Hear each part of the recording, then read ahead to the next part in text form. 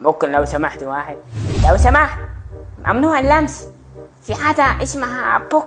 انا ما كنتش كاشف ان انا البسك، انا نيتي صافية، انا قلبي صافي. يعني اول مبلغ اللي دخلت على التيك توك يعني شيء كده 13,000 جنيه.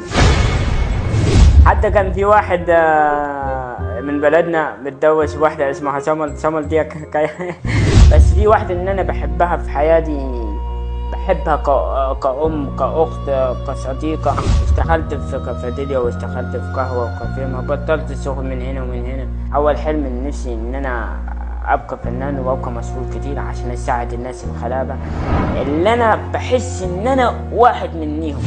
طبعا الفيديو ممنوع اللمس ده، أنا عملت الرسالة يعني عشان أوصل للناس. ربنا عليه الصلاة والسلام الواحد اداله بوك، اداله لسان عشان يتكلم بيه. نفسي امثل كان مع رئيس عادل امام او عادل امام الزعيم. انا اسمي محمد علي، اسم الشهرة الفنان بلو السعيدي. سني 28 سنة. انا من محافظة الاقصر، مركز سلمانة البابورات. انا ام عايشة.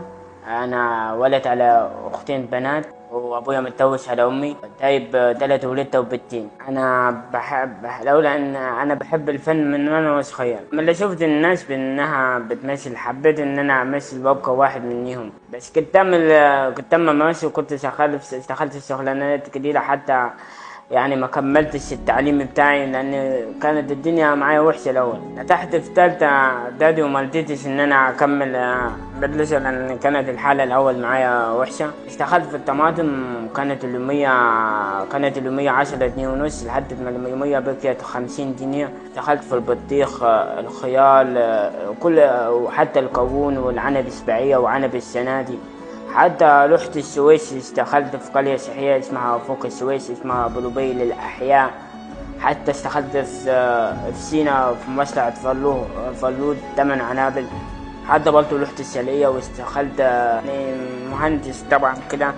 حتى برضه رحت اشتغلت تحت السويس في مصنع مكرونة، وبرضه كده بكافح. حتى اشتغلت في كافيتيريا واشتغلت في قهوة وكافيه، ما بطلت الشغل من هنا ومن هنا. حتى في رمضان كنت بسلع خيار وببيع في رمضان عشان الناس. انا كنت بستغل كل الشغلانات دي عشان ان انا اخلي اخوات البنات ان هم مش عايزين حاجة نقصيهم، حاجة مدهاش. كانت في واحدة على وش الجواز، وكان من حق ان انا كولد اخوها من حق ان انا اسطولها وشيء كده. ده جداد مع الفيديوهات، بقيت كذا وكذا، بقيت اعمل فيديوهات وبقيت اعمل محتوى ترند. وكل الناس اكتر حاجه طبعا سهلتني قصه سمر. كانت في بنات كتيره كلمتني اسمها سمر، كل واحده اسمها سمر تكلمني تقول لي اعمل لي فيديو بسمر، اعمل لي فيديو بسمر. حتى كان في واحد من بلدنا متجوز واحده اسمها سمر دي احكي لكم حكايتها. سمر دي كانت متجوزها واحد، كانت سمر دي مطلع عيني.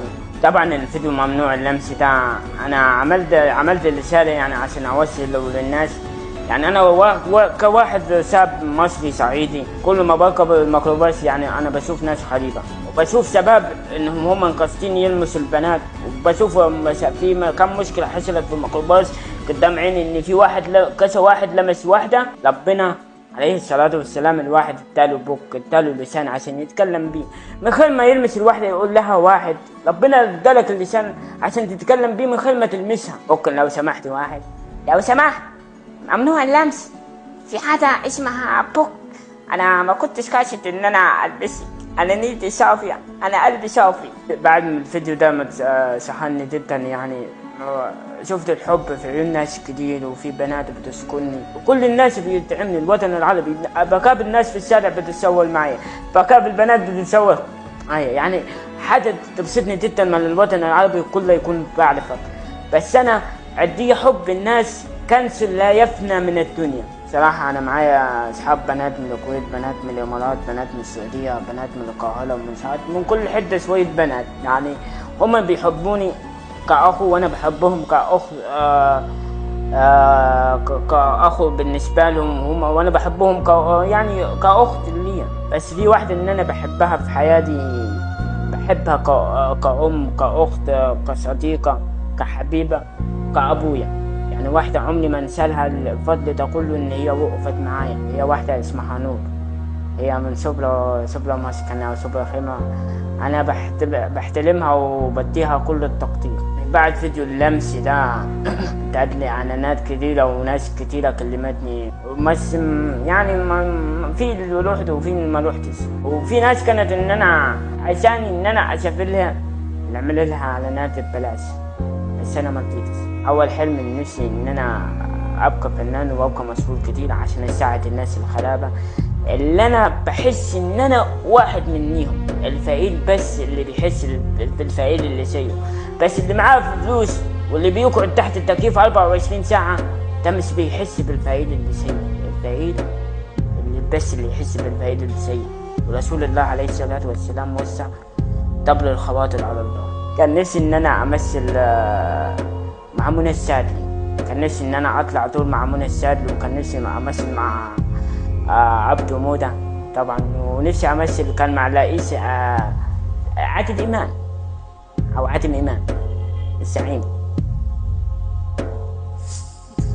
لحد ما بدأت حياتي كسان يعني كنت بنزل فيديوهات إن أنا بقول فيها قصايد شعر. حتى مرة عملت كان معايا محمد أبو لطيف، كان في يوم كده ده بلدنا في ولاد سنة. القصيدة دي اللي بحب أقولها لكم من تأليفي أنا: بحبك، بحب طيبتك، بحب حنانك، بحب دلالك، بحب دلالك. باختصار كده بحب فيك كل حاجة متقسمة على مشاهد ومشاهدك. أنا عاشف على كل دمعة نزلتها عيوني. أنا عاشف على كل خصام كان بيني وبينك. حبيتك. الحب مش كلمة تربينا عليها ولا كلمة تعودنا عليها إن احنا نقولوها، بس حبيت أقولك عشان أفكرك إنك أحلى حاجة ليا. الحب بيجي من خير معاك، صعب تخلي حد ينكلك حبيبة في الدنيا. ولا تحتاجيني هتلاقيني معاكي، بس أنا مش سيء. أنا يمكن أكون وحش، بس عمري ما كنت خاين ولا نسيت اليد اللي اتمدت لي زمان. الحكاية مش شيء أديكم في الأفلام والمسلسلات ولا الكتب. الحكاية مش 1+1 يساوي 2، لا العكس. الحكاية 1+1 هما الاتنين واحد. الحب من طرف واحد ما ينفعش، لازم الحب يكون من طرفين، اتنين بيحبوا بعض، اتنين بيعشقوا بعض. الحب شفاف على كل قلب بيعشق، الحب شفاف على كل قلب بيحب. يعني خليت أغنية سمر، بس أنا بحب أغني في الاستوديو، بس بحس إن أنا صوتي يعني نفس حاجة.